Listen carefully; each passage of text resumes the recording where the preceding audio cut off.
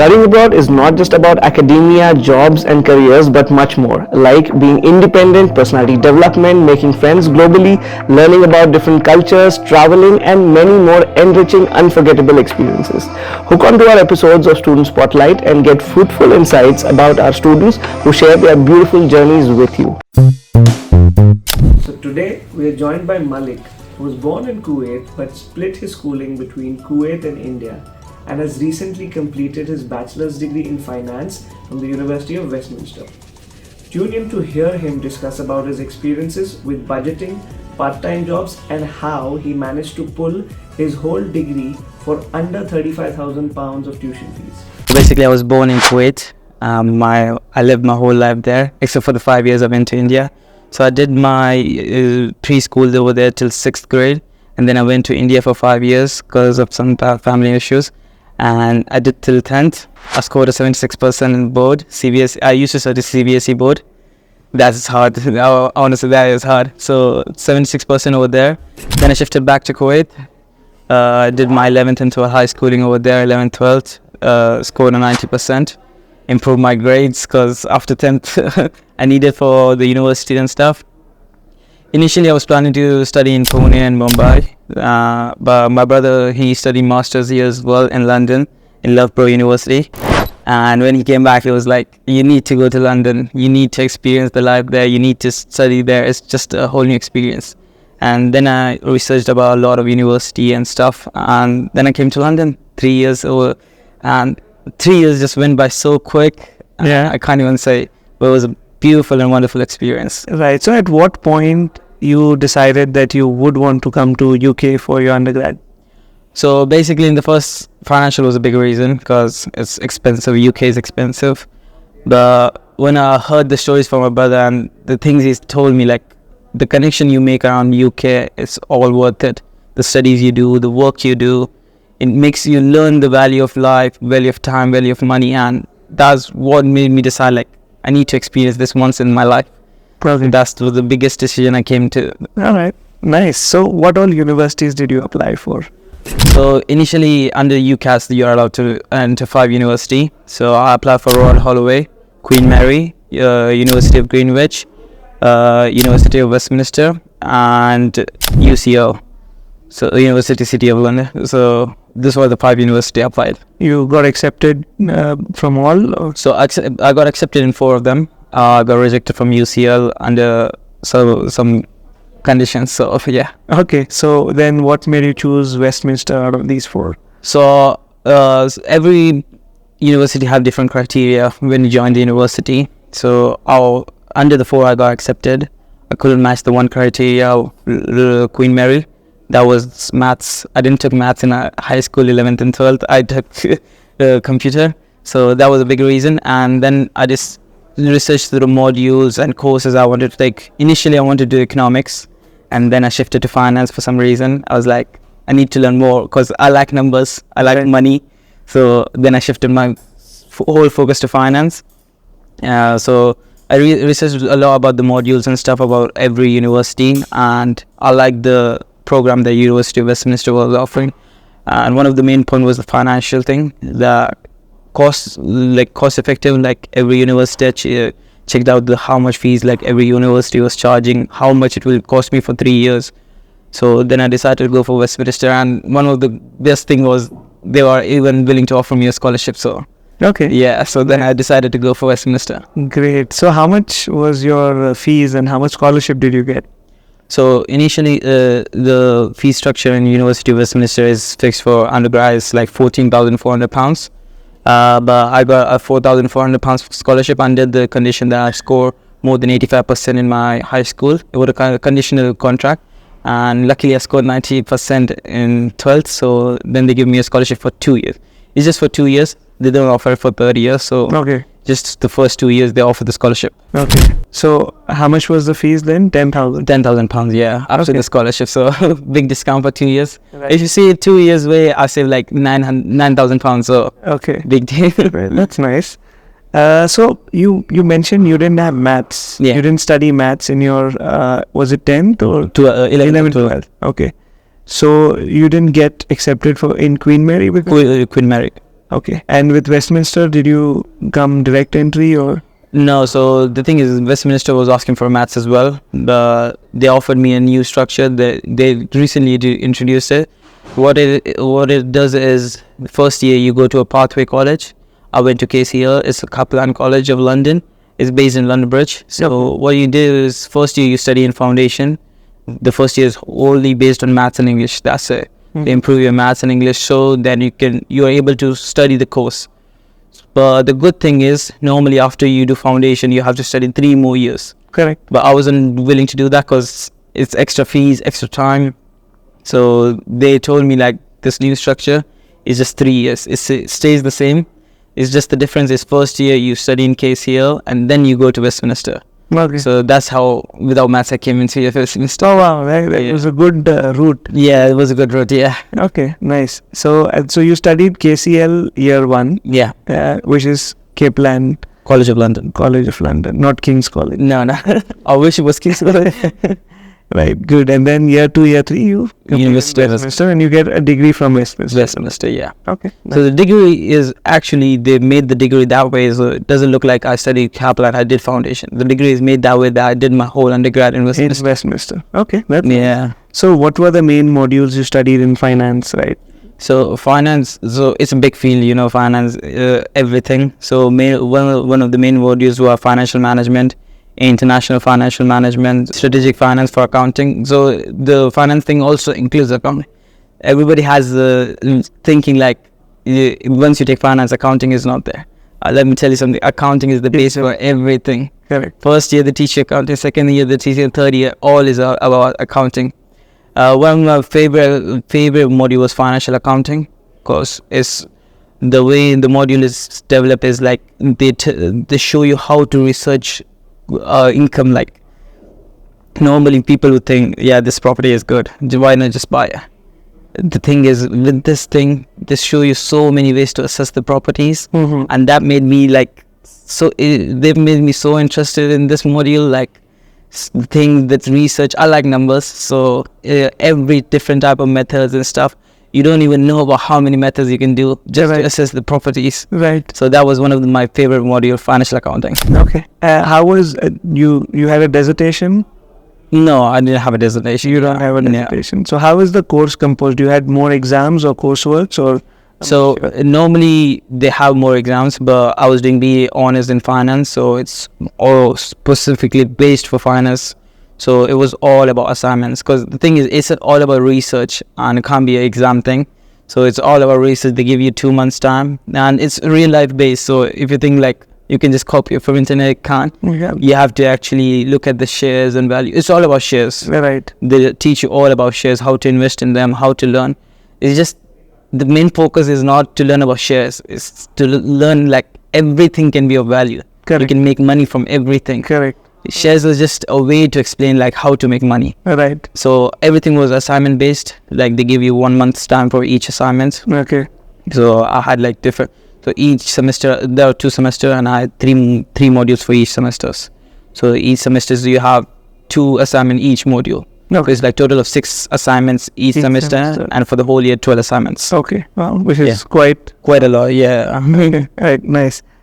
How was your transition from CBSE when you studied in Kuwait to your foundation / year 1 at Kaplan to your year 2 in Westminster, right? In terms of, because CBSE is hardcore academics, a lot of exams, and then you mentioned at Kaplan your foundation was easy. Easy, yeah. Right. But then did you face difficulty in year 2 or your foundation, because you don't have IB or IGCSE background? So was it challenging? I wouldn't say it was challenging. One of the biggest problem was my English, because when I went to India for the 5 years, it's like a crucial period the moment you learn English, and I didn't focus on that much. I know how to read and write and stuff, but speak and communicate with someone, and when you come to London, you talk with British people and their accent, it's really hard. But to be honest, when you study CBSE, you are built to learn that much, you're built to study that much. When I did my foundation, I found it pretty easy, because the foundation was basically everything that CBSE taught us. Everything the CBSE taught us was in the foundation. a little bit problem with the economic side. They teach us economics as well in foundation, because I'm transitioning to finance. So that was a bit tough, because normally we just do macro and micro, not in deep, but CBSE. But here it was like really deep study. So that was one of the crucial, but I wouldn't say it was that hard foundation. To be honest, when the transition went to second year, the thing is, the first year was to teach me the maths and stuff needed for the second year. But the second year was a little bit advanced for me, because the calculation, because formulas and the stuff they were using was a whole new level. So that was a bit tough when I transitioned from Kaplan to University of Westminster. But from 12th to Kaplan, just the living thing was a big transition. Just coming to London alone, nobody to there, nobody to take care. Money-wise, you find a job, spend. That was a challenge. That was the biggest challenge. But university-wise, first year wasn't that big of a trouble. The second year, I would say, when I went to Westminster, then it became hard. Yeah, because that was the main transition. Yeah, the main transition. Because this year I was just learning what I'm going to study. Yeah. And then when the study part came in, it just hit from all sides. Correct. Right. Yeah. So Westminster was a bit hard transition, but you get used to it day by day. Yeah. Nice. So tell me about your, routine while you were studying all 3 years. Any extracurricular activities you were involved in, or did you specifically want to involve yourself in? So I have a great passion for videography and photography. It's just a passion thing. I don't do it for money or something. So normally I didn't interact with so many people, but when you come to London, it's hard to interact with someone. So I did photography and videography for many society, like football, rugby, cricket. I have a great passion for football. I know I don't look like I play football, but trust me, I love football. I watch it all the time. I wanted to play with them. The thing is, I couldn't qualify for the team. So, but still, I used to photograph and videograph with them. Made many videos with them, many photographies with them. So made a lot of friends over there. But yeah, I like photography and videography. That's like my whole passion thing. Okay. Yeah, but it's just the more society you join, the more fun it is. It is, and you make network. The thing is, people think like when you come to London, it's just British, you're gonna meet. It's the whole new world. You meet people from all around the world. Right. And it's so fun to learn their cultures, learn their way of speaking, learn the language. So I would say join every extracurricular activities you can. I missed out on a lot, but still you made it. Yeah. Okay, nice. Where did you live throughout the years, like 3 years?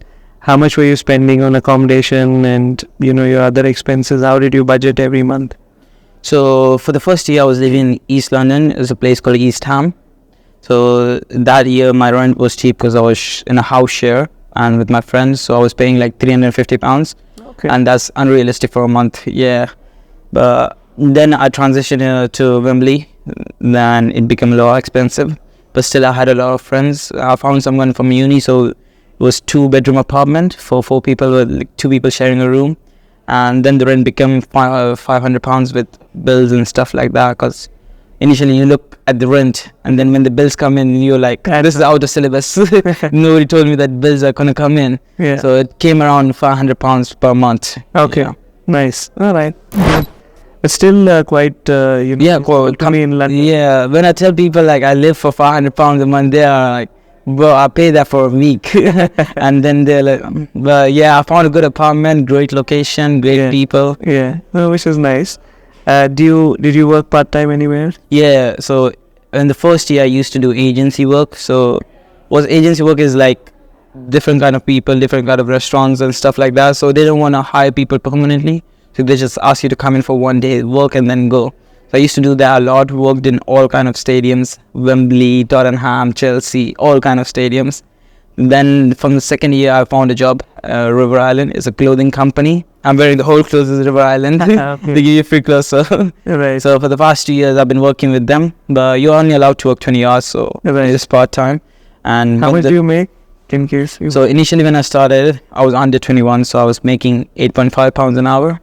But now I'm about 21 and the pay, like the basic pay went up. So now I'm making £13 an hour. So then monthly? So monthly pay comes around, initially it used to come around like £700 and now it comes around £1,100. Okay, so that take care. So it takes care of the rent, travel. One of the biggest expenses traveling. Yeah. Nobody plans for that, and Yeah. that's one of the biggest expenses when you come to London.